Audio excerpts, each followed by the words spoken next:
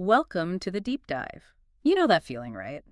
When a project just spirals, or teams get totally burnt out and you end up shipping stuff that, well, nobody really wanted. Yeah, or you're just staring at this massive backlog thinking, where do I possibly begin? Actually. So today, we're cutting through all that noise. We're going to get to the core of smart feature prioritization and product management. Mm-hmm.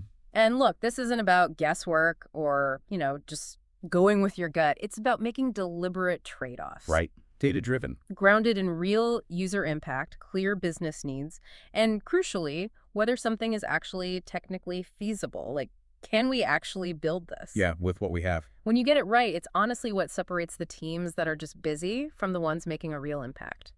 Absolutely. I mean, at its heart, feature prioritization is really just that essential process of deciding what do we build first? What gets pushed back? What gets pushed back? And sometimes, what do we just drop entirely? The goal always is delivering the most impact, in the shortest time possible. With the least wasted effort. Exactly. Least wasted effort. And product managers, they lean on these structured frameworks. It helps remove bias, build that crucial team alignment, It's huge. and just give clear reasons to stakeholders for the decisions being made. Okay, so if it's so fundamental, so important for success, why do so many teams seem to struggle with it? What happens if you don't quite nail this down? The risks are pretty significant, honestly, Yeah. and expensive.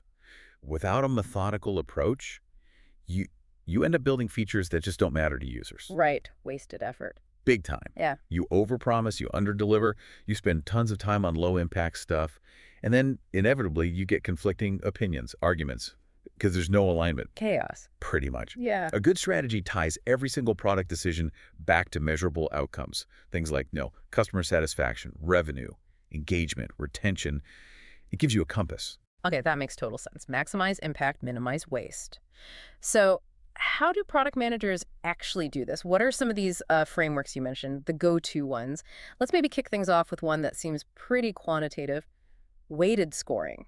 Okay. So with weighted scoring, you're assigning numbers, right? Numerical values to key criteria, things like user value, maybe revenue potential, how complex it is technically, Strategic fit, maybe. strategic alignment, yeah. And then each feature gets a total score based on how you weight those things. And the team just works down the list, highest score first. Simple enough. It's pretty good for looking at features across lots of different dimensions, and it gives you numbers to back up your decisions.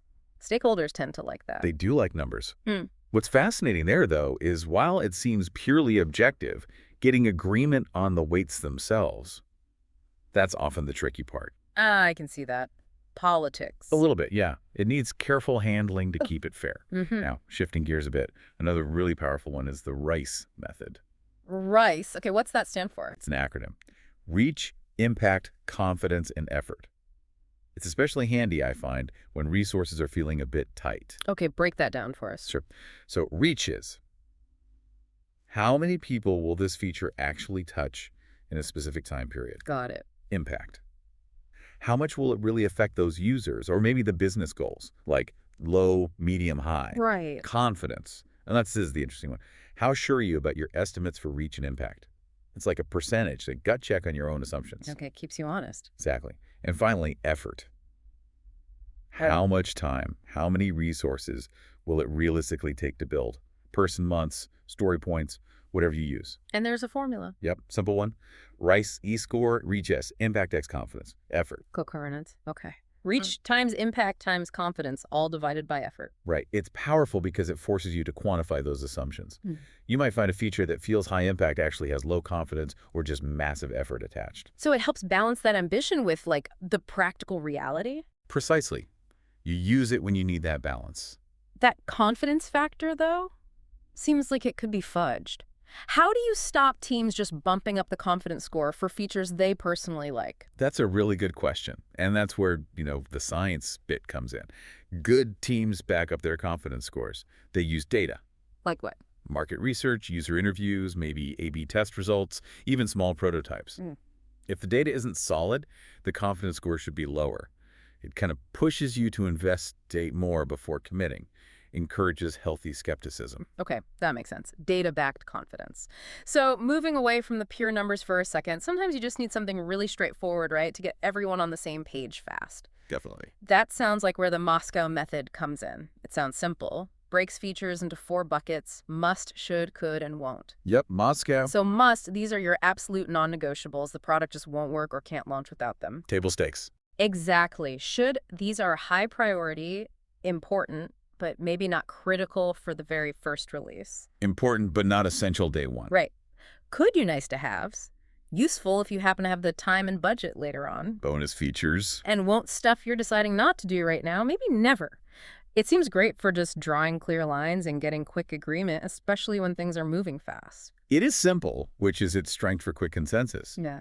But I have seen teams where somehow everything starts creeping into the must-have bucket. Oh, yeah, I can imagine. It totally dilutes the point. How do you sort of coach teams to resist that or just spot when it's happening? Yeah, that usually takes some tough conversations and real discipline. If that must list starts looking suspiciously long, you have to ask the hard question. If we absolutely could not ship this one specific thing, would the product still function? Would it still deliver its core value? If the answer is yes, even reluctantly, it's probably not a true must. It forces a kind of brutal honesty, but it's necessary. That makes a lot of sense. Brutal honesty needed. And speaking of user impact, we connect this to, like, how happy users actually are. The Kano model is another great framework. Kano, okay. Yeah, this one maps features directly to how they affect customer satisfaction. It helps you understand the emotional weight of what you're building. It classifies features into 3 main types. Okay, well, First, you've got basic needs. These are things customers just expect. Log in, basic performance, reliability. If they're missing, people get frustrated. But if they're there, nobody's impressed. It's just expected. right, like brakes on a car. Exactly. Second, performance needs. Here, the better they are, the more satisfied users become. Think faster speed, more storage, better search results. These are usually core to your value prop. Makes sense. More is better. And third, the really interesting ones, delighters.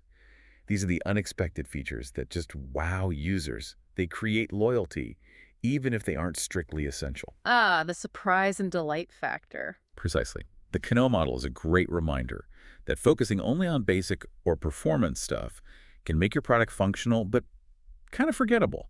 Loyalty often comes from those delighters. That's a really good point. Not all features hit the same emotionally.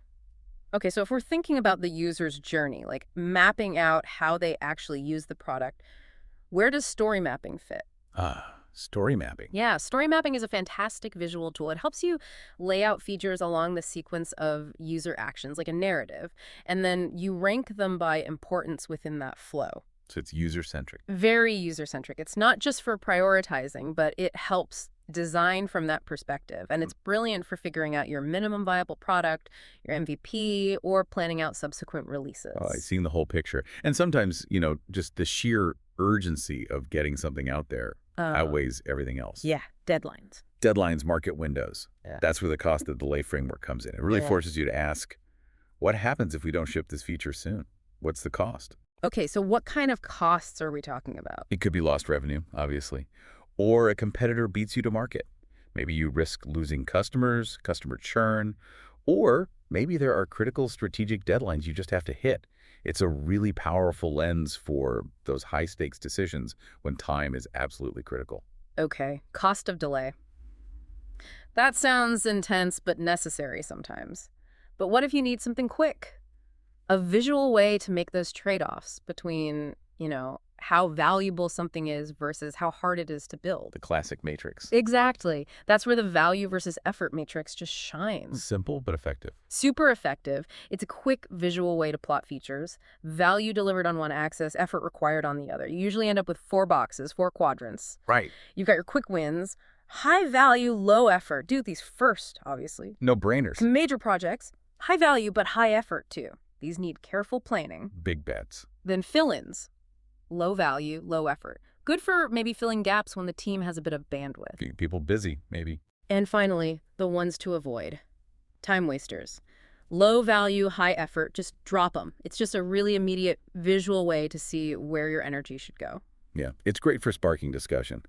But this raises an important point. Where does customer feedback fit into all of this? We haven't talked much about just listening to users. Good question. It's absolutely vital, of course.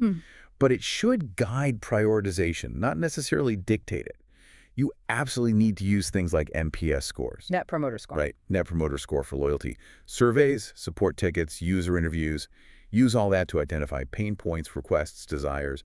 But then you need to run those insights through whichever framework or frameworks you're using. So just because a customer asks for it doesn't mean it automatically jumps to the top. Exactly.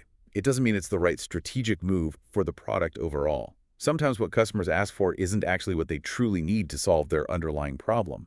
You need that product manager lens. Okay, that makes sense. It's input, not instruction. So with all these different frameworks, weighted scoring, Rice, Moscow, Kano, story mapping, cost of delay, value versus effort, what does this mean for someone looking at their own backlog right now? Do you just pick one and stick with it forever? Oh, definitely not. Yeah. I think the big takeaway is that each method really serves a different purpose, a different context. Right. You'll often find teams actually blend two or more frameworks. They create a kind of hybrid approach that works best for their specific situation, their team, their product. Think of it like a toolkit. A prioritization toolkit. Exactly. Right. So, for example, if you need quick alignment with stakeholders, maybe get everyone on the same page fast. Moscow or value versus effort are great starting points. Simple, visual. Right. If you need more strategic, data-driven decisions, maybe for bigger bets, then Rice or weighted scoring might be better. More rigorous. If your goal is really about delighting users, understanding that emotional connection, Kano Model is fantastic for that. Thinking about the user experience. Yep. If you're mapping out an MVP, that first release, or a whole end-to-end flow, story mapping is invaluable. The visual journey. And if you're staring down a tight deadline or a crucial market window, cost of delay helps you focus on what's truly time-sensitive.